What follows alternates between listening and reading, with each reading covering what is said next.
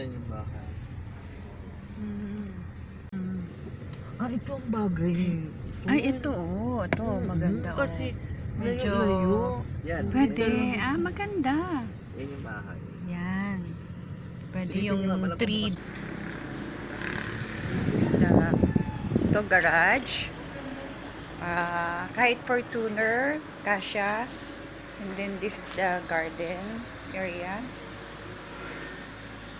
And then papasok sa door, malawak. Uy, maganda. And this is the storeroom. Oh, with comfort room. And this is the backyard. Malawak din. Ay, wait. Okay, from the door. From yan.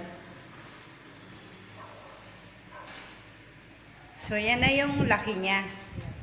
Okay. Hanggang. Tama ang 30 na dogs. Ay, ang ganda. Pwede to. And then, punta tayo dito sa labas. And then, ito na yun. Okay. So, to. And then, ito. Ganito po siya kalaki, sir. Then, up and down. Yun. Maganda. Bagay sa kay... And then, with ano din? May lababo pa sa labas. May sink din dito sa labas. For dirty kitchen siguro to. Sabi mo hati ko para meron siya. Ayan, o. Malawak pa po. Yan. Ang Para vacant. Hindi ba siya matawagan? Vacant plot. Akit pa ako from the main door, which is ito po yun. Yan, ganyan siya kaano. Pwedeng buksan po ito. Nakalock sa taas. Then, akyat po ako. This is the ladder with railings. Ito na po yun. Pag-akyat po is CR. Okay.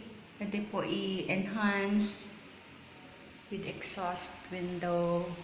Then in the first room, okay, first room with CR again. Yan po. Maganda.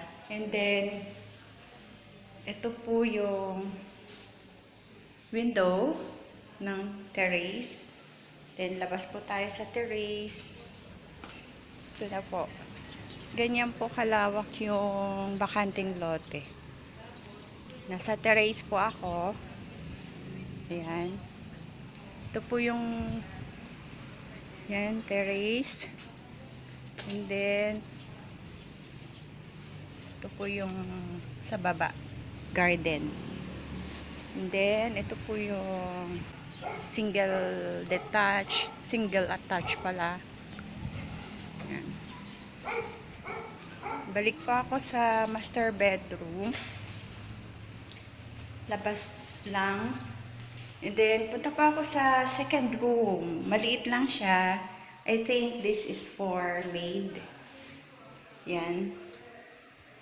And the other room is siguro for a kid or what.